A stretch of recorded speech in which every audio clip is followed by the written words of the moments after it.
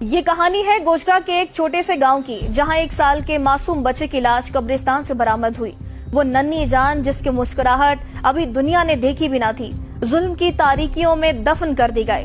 दरिंदगी और वहशत का ये खेल किसने और क्यों खेला, आइए जानते हैं इस रिपोर्ट में। गोजरा में 1 साल के मासूम बच्चे की लाश नवाही कब्रिस्तान से बरामद। गुलशन के तहफ़्फ़ुज़ की कसम खाने वाली पुलिस ने कातिल का सुराग लगाए बगैर ही सबूत मिटा दिए और जुर्म पर पर्दा डाल दिया। तफसीलात के मुताबिक गोजरा में एक बहुत ही अफसोसनाक वाकया पेश आया है, जिसमें नवाही गांव 364 जीमबे के कब्रिस्तान में एक बच्चे की लाश बरामद हुई। वाकया की इतला मकामी गांव के नंबरदार मोहम्मद नोमान ने पुलिस को दी। पुलिस हेल्पलाइन पर कॉल के बाद SHO गोजरा, जो कि अपने मुलाजमीन के हमरा बगुआ पर पहुंचे और उन्होंने वहां पर पहुंचकर जो देखा उसके मुताबिक जो हमें मुकामी अफराद बताते हैं कि बच्चे की लाश में एक हल्के ऑरेंज रंग की चादर जो है वो लिपटी हुई थी और गड्ढे में छुपाई गई थी। बच्चे ने गहरे नीले रंग की निकर, लाइट पिंक हाफ बाजू शर्ट पहनी हुई थी।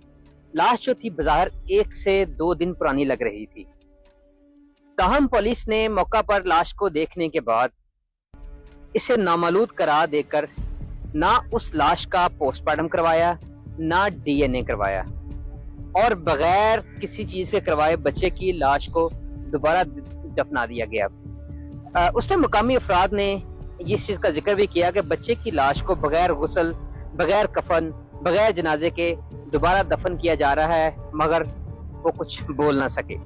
पुलिस ने मौके पर पहुंचकर बच्चे की लाश को देखने के बाद उसे नामौलूद करार दिया और ना पोस्टमार्टम करवाया, ना ही DNA टेस्ट कराया। इस नन्हे जिस्म को बगैर गुस्ल, बगैर कफन और बगैर जनाजे के दोबारा दफन कर दिया गया। गांव के लोग गम व गुस्से में हैं। उनका कहना है कि पुलिस ने ना सिर्फ गफलत की बल्कि जुर्म पर पर्दा डालने के शवाहिद भी मिटा दिए। जो है वो इलाका भर में शदीद गम व गुस्से की लहर पाई गई। इनका कहना था कि पुलिस ने इस बच्चे की लाश को नामौलूद करार देने के साथ साथ इंतहाई गफलत का मुजाहरा करते हुए बच्चे को बगैर गुस्ल, बगैर कफन, बगैर नमाज जनाजा और बगैर किसी मेडिकल रिपोर्ट के दफनाना गैर मुनासिब तरीकेकार है।